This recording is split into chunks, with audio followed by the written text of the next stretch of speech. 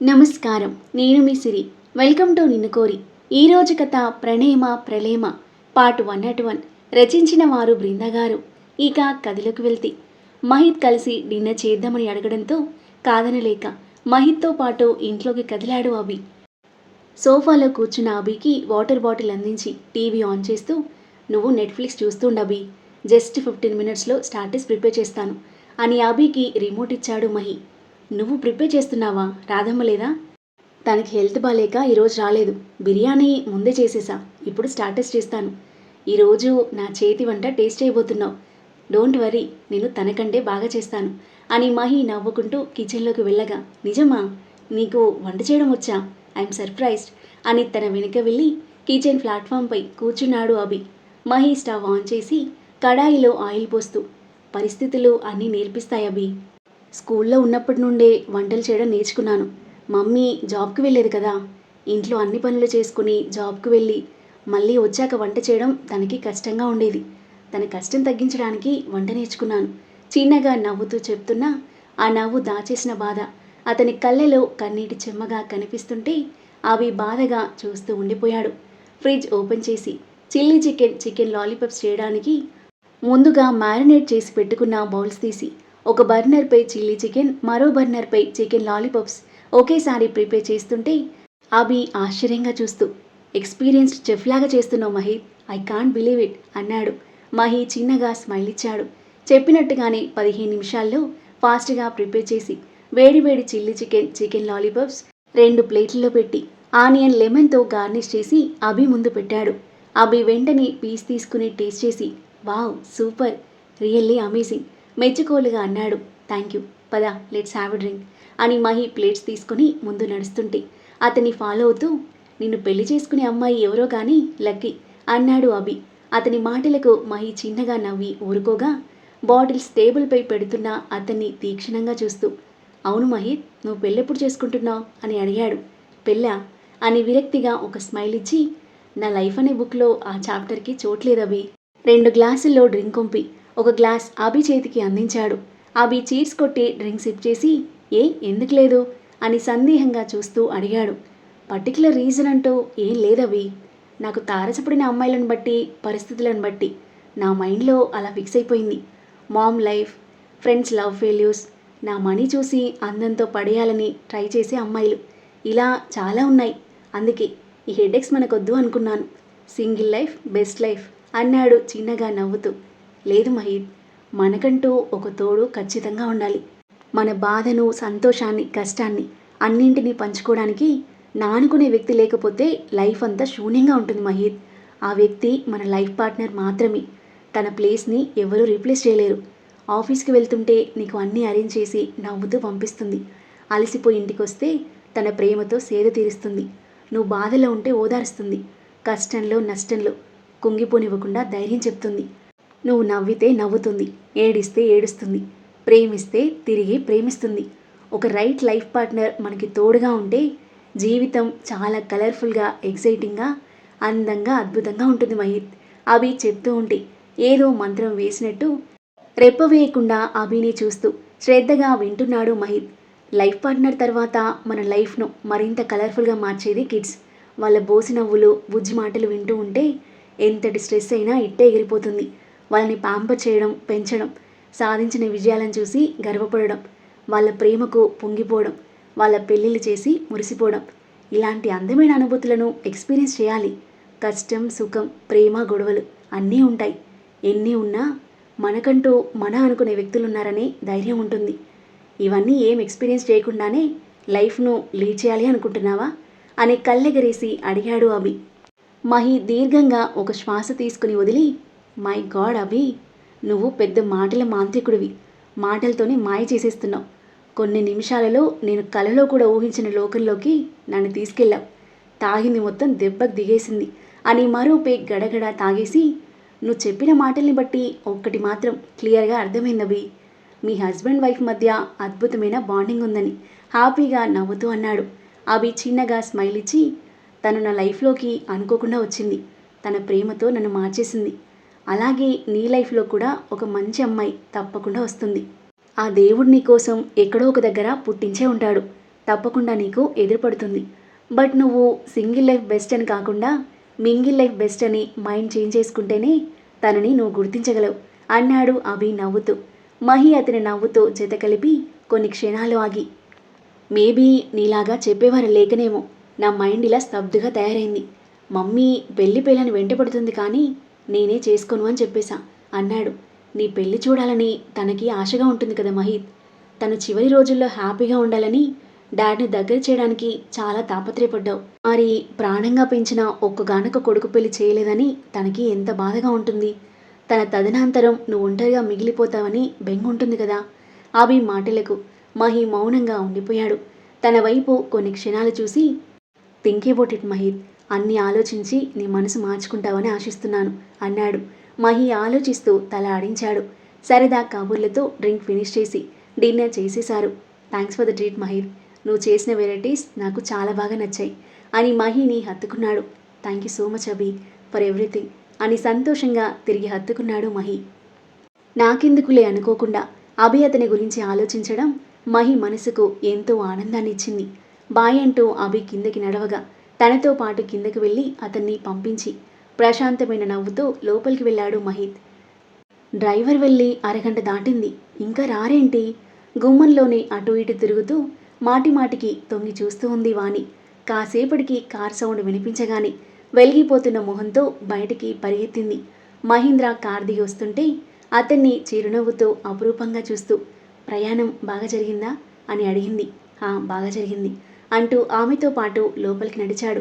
త్వరగా ఫ్రెష్ అయ్యండి, భోజనం చేద్దురు టవల్ అతనికి అందించింది వాణి.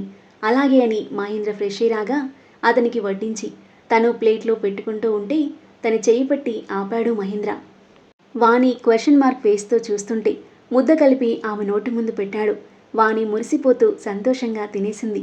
యానివర్సరీ ఫంక్షన్ విషయాలు, ఇంట్లో విషయాలు చెప్తూ మహేంద్ర తినిపిస్తూ ఉంటే అన్నీ వింటూ హ్యాపీగా తింటూ ఉంది వాణి. వాణి చివరి రోజులు కావడంతో తనని ఒక చిన్న పాపలా ప్రేమగా ట్రీట్ చేస్తున్నాడు మహేంద్ర. అభి డోర్ ఓపెన్ చేసేసరికి అతని రాకను గమనించి టక్కున కళ్ళు మూసుకొని నిద్ర నటించింది ఆరు. అభి చిన్నగా నవ్వుకొని ఫ్రెష్ అయి వచ్చి విష్ణుమూర్తి ఫోజ్లో ఆమె పక్కన పడుకొని ఆమె మొహంలోకి చిరు దరహాసంతో చూస్తున్నాడు. మూసి ఉన్న ఆమె కళ్ళు కొద్దిగా కదలడం చూసి, ఓయ్ మేడం, నటించింది చాలు, ఇక కళ్ళు తెరువు అన్నాడు. టక్కున కళ్ళు తెరిచి, కనిపెట్టేశారా అని అడిగింది ఆరు. కనిపెట్టేశా కానీ ఇంకా పడుకోకుండా నా కోసం చూస్తున్నావా? నాకు లేట్ అవుతుందని చెప్పా కదా. చెప్పావు కానీ నాకు నిద్ర రాలేదభి. ఏ మీ ఆయన్ని ఎవరైనా ఎత్తుకెళ్తున్నట్టు కలొచ్చిందా అని అభి చిలిపిగా నవ్వుతుంటే, మా ఆయనే చిన్నపిల్లాడు కాదులేండి ఎత్తుకెళ్ళడానికి. ఈ సో పవర్ఫుల్ మ్యాన్ అని నవ్వుతూ అతని మీసం పట్టి లాగింది.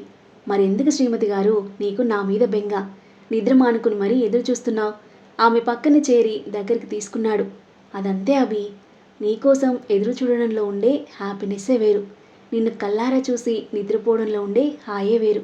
అతని కౌగిలిలో గువ్వ పిల్లలా ఒదిగిపోతూ అంది ఆరు. అలాగే నీ ముద్దు ముద్దు మాటలు వింటే నాకు కలిగే ప్రశాంతత వేరు అని ఆమె నుదుటిన పెదాలు ఆనించాడు. ఆరు చిన్నగా నవ్వుకొని తలెత్తి అతని వైపు చూస్తూ, అవునభి, నాకు తెలియని మీ స్పెషల్ ఫ్రెండ్ ఎవరు అని అడిగింది. టైం వచ్చినప్పుడు తెలుస్తుందిలే కానీ పడుకో ఇంకా, ఇప్పటికే చాలా లేట్ అయింది. సరే అని అతని బాహువుల్లో హాయిగా కళ్ళు మూసుకుంది ఆరు. నిద్ర పట్టక కళ్ళు తెరిచాడు ఆది. కృతి పరిచయం నుండి ఈరోజు తమ మధ్య జరిగిన సంఘటనలు గుర్తు చేసుకుని భారంగా ఊపిరి తీసుకుని వదిలాడు. ఆమె అల్లరి చేష్టలలో, ఆమె మాటల్లో అతనిపై ఆమెకున్న ప్రేమ అతనికి క్లియర్గా అర్థమవుతుంది. కానీ ఆ ప్రేమ అతని హృదయాన్ని కరిగించకపోగా ఇంకా బరువుగా మార్చింది. తను ప్రాణంగా ప్రేమించిన అమ్మాయిని మరవలేక, తనని ప్రాణంగా ప్రేమించిన అమ్మాయికి దగ్గర కాలేక అతని మనసు కొట్టుమిట్టాడుతూ ఉంది. ప్రసాద్ కేశవుల మధ్య ఉన్న ఫ్రెండ్షిప్ వల్ల ఆరు ఆదిల మధ్య టీనేజ్లోనే స్నేహబంధం ఏర్పడింది. 8 ఏళ్ల ఫ్రెండ్షిప్ తర్వాత ఆరుపై ప్రేమ మొదలైంది ఆదికి. 3 ఏళ్ల వన్ సైడ్ లవ్ తర్వాత ఆరుకి ప్రపోజ్ చేయగా 1 ఇయర్ టైం తీసుకుని అతని ప్రేమను యాక్సెప్ట్ చేసింది ఆరు. ఆ తరువాత ఇద్దరి మధ్య 3 ఏళ్ల ప్రేమబంధం. మొత్తంగా 15 ఏళ్ల తమ స్నేహ ప్రేమ బంధంలో ఆరుతో చాలా ఎమోషనల్గా కనెక్ట్ అయ్యాడు ఆది. తనే ప్రాణం, తనే సర్వస్వం, తనే జీవితం అనుకున్నాడు. తనతో పెళ్ళి, పిల్లలు అని ఎన్నో అందమైన కలలు కన్నాడు. కానీ ఊహించని తుఫాన్ అతని కలలను కల్లలు చేయడంతో 6 జ్ఞాపకాల నుండి బయటికి రాలేక నరక యాతన అనుభవిస్తున్నాడు. ఇలాంటి స్థితిలో కృతి ప్రేమ అతని ఇంకా పిచ్చివాణ్ణి చేస్తుంది. ఆమె ప్రేమ అర్థం అవుతున్నా 6 స్థానంలో ఇంకెవరిని ఊహించుకోలేకపోతున్నాడు. తన చోటు మరొకరికి ఇచ్చే పొజిషన్లో లేడు ఆది. ఎడతెగని ఆలోచనలతో అతని మది ఉక్కిరిబిక్కిరి అవుతుంటే అతనికి తెలియకుండానే కళ్ళ నుండి కన్నీళ్లు జాలువారి దిండును తడిపేస్తున్నాయి. కాసేపు ఆలోచించి ఏదో నిర్ణయం తీసుకున్నవాడిలా భారంగా ఊపిరి తీసుకుని కళ్ళు మూసుకున్నాడు. 5 గంటలకు అలారం గంట కొట్టడంతో మేల్కొన్న ఉదయ్ అలారం ఆఫ్ చేసి లైట్ ఆన్ చేసి, రే ఆది, వాకింగ్కి వెళ్దాం లేరా అంటూ ఆది వైపు చూశాడు. గాఢ నిద్రలో ఉన్న ఆది కళ్ళ కింద కళ్ళ పక్కన కన్నీటి చారలు కొద్దిగా కనిపించడంతో మళ్ళీ ఏడ్చావారా అని ఆవేదనగా కొన్ని క్షణాలు చూసి లైట్ ఆఫ్ చేసి పడుకున్నాడు. ఆరవుతుండగా మేల్కొన్న ఆది మెల్లిగా లేచి ఫోన్ తీసుకొని బాల్కనీలోకి వెళ్ళి రాహుల్కి డయల్ చేశాడు. హాస్పిటల్కి వెళ్ళడానికి రెడీ అవుతున్న రాహుల్ ఫోన్ లిఫ్ట్ చేసి, హాయ్ ఆది, ఇంత మార్నింగ్ కాల్ చేశావు, ఎనీథింగ్ ప్రాబ్లం అని అడిగాడు. No doctor, I'm all right. మిమ్మల్ని ఒక విషయం అడగాలని చేశాను. అడుగు అది. నేను ఇంటికి వెళ్దాం అనుకుంటున్నాను doctor. Weekly checkup and treatment హైదరాబాద్లో చేయించుకోవచ్చా? చేయించుకోవచ్చు, కానీ I can't trust others Aadi. You are my responsibility. నీకు ముందే చెప్పాను కదా, నీకు ఇంటికి వెళ్ళాలనిపిస్తే వెళ్ళు, బట్ వీక్లీ చెకప్కి తప్పకుండా ఇక్కడికి రావాలి. ఇంకా 4 వీక్స్ తప్పకుండా రావాలి. ఆ తర్వాత హైదరాబాద్లో మంత్లీ వన్స్ చెకప్ వెళ్తే అయిపోతుంది, మరో 6 మంత్స్ అన్నాడు.